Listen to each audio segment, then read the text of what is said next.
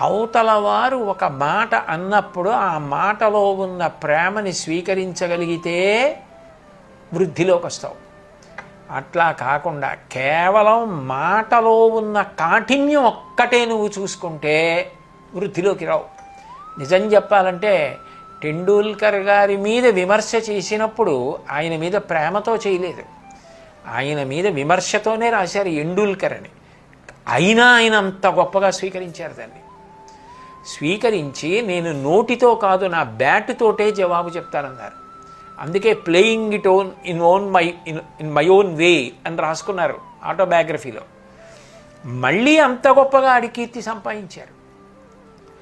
మాట ఎవరో అన్నారని పీక్కోకూడదు.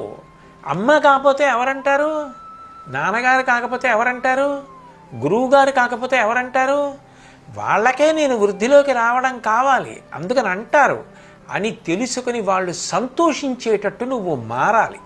అంతేగాని కేవలం అన్నారని బాధపడిపోతే దాని వలన వృద్ధిలోకి రారు.